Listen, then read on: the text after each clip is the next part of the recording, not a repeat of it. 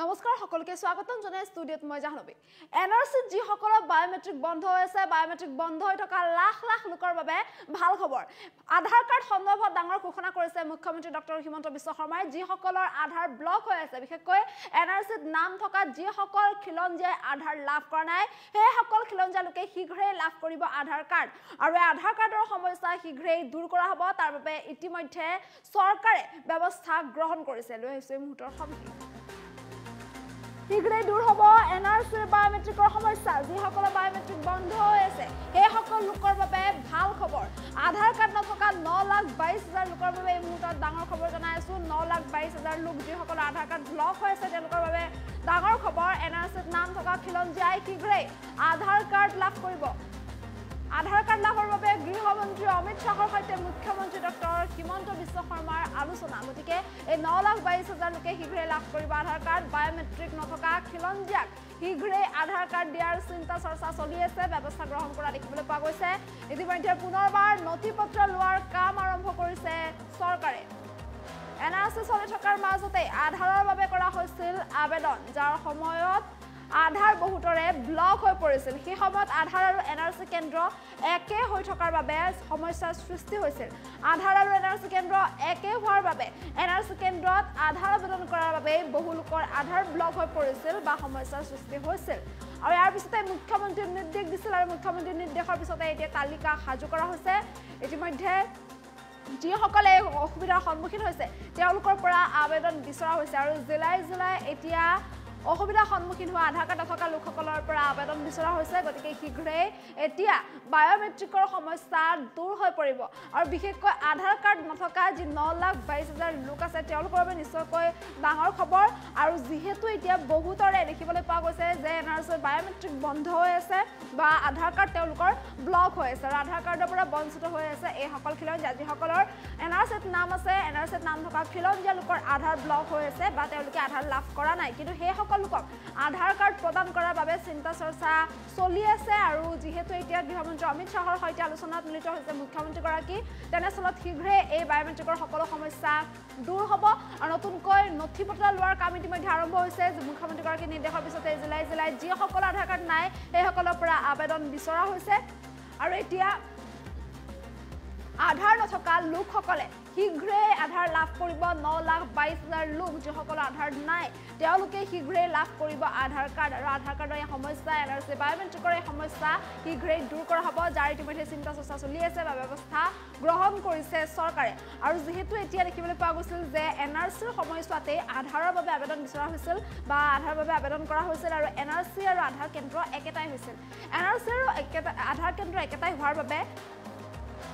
যেতিয়া আধাৰ কাৰ্ড আবেদন কৰা হৈছিল সেই সময়ছোৱাতে বহুতৰে আধাৰ ব্লক হৈ পৰিছিল বা একেটাই কেন্দ্ৰ হোৱাৰ বাবে সমস্যাৰ সৃষ্টি হৈছিল যাৰ ফলত আধাৰ ব্লক হৈ পৰিছিল আৰু সেই সকল লোক এতিয়া আধাৰৰ পৰা বঞ্চিত হৈ আছে এনআৰসিত যিসকলৰ নাম আছে কিন্তু খিলঞ্জিয়া লোকৰ নাম আছে কিন্তু তেওঁলোকৰ আধাৰ নাই গতিকে সেই সকল লোকে এতিয়া শীঘ্ৰেই লাভ কৰিব আধাৰ কাৰ্ড বায়োমেট্ৰিক নথকা খিলঞ্জিয়া লোকক শীঘ্ৰেই আধাৰ কাৰ্ড দিয়াৰ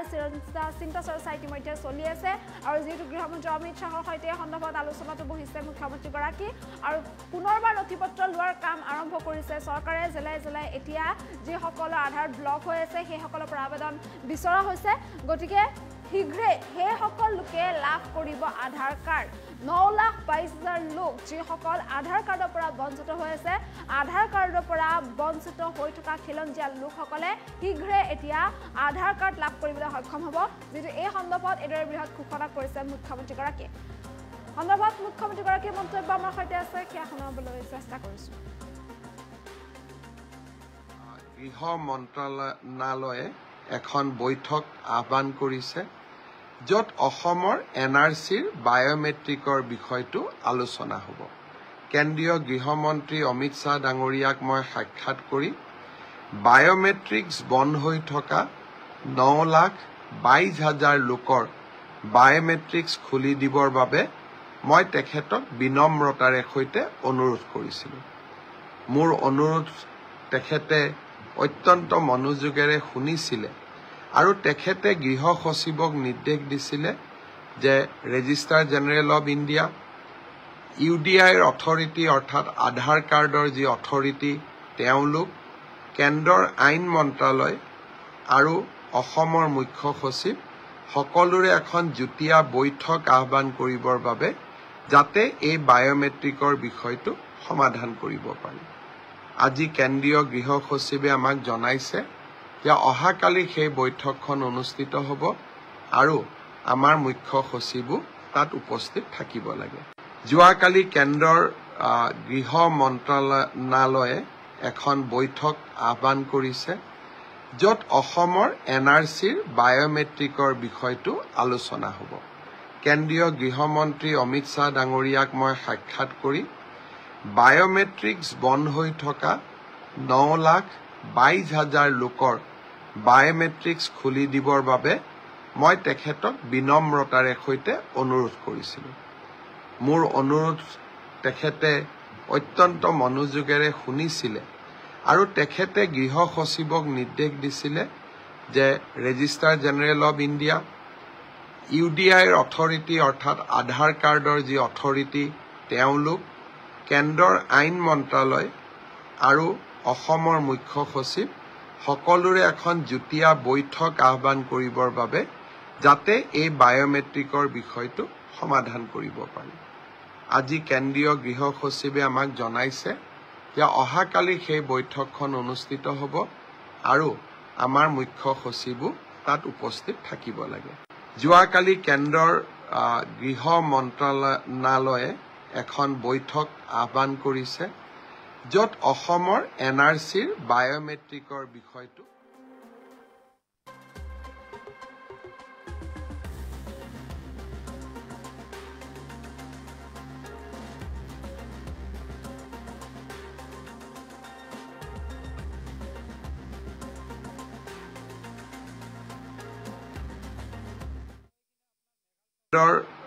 গৃহ মন্ত্ৰালয়ে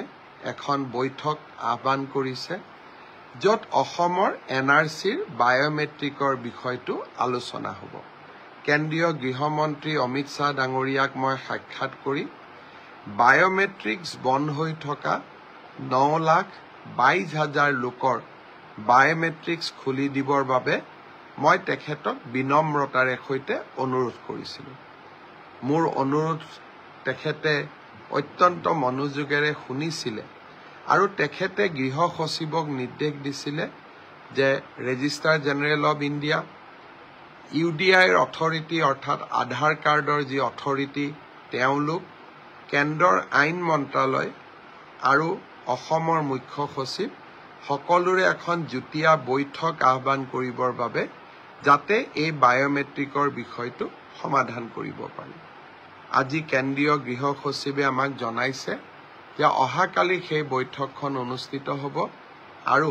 আমাৰ মুখ্য সচিবো তাত উপস্থিত থাকিব লাগে। যোৱাকালি কেন্দ্ৰৰ গৃহ মন্ত্ৰালয়ে এখন বৈঠক আহ্বান কৰিছে য'ত অসমৰ NRCৰ বায়োমেট্ৰিকৰ বিষয়টো আলোচনা হ'ব। কেন্দ্ৰীয় গৃহমন্ত্ৰী অমিত শ্বাহ ডাঙৰীয়াক মই সাক্ষাৎ কৰি বায়োমেট্ৰিক্স বন্ধ হৈ থকা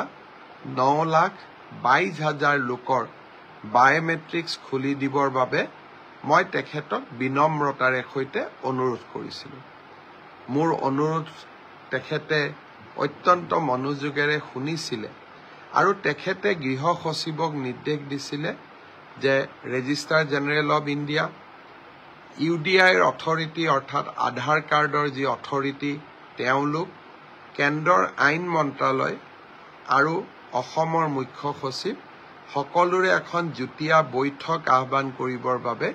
যাতে এই বায়োমেট্ৰিকৰ বিষয়টো সমাধান কৰিব পাৰি। আজি কেন্দ্ৰীয় গৃহ সচিবে আমাক জনাইছে যে অহাকালি সেই বৈঠকখন অনুষ্ঠিত হ'ব আৰু আমাৰ মুখ্য সচিবো তাত উপস্থিত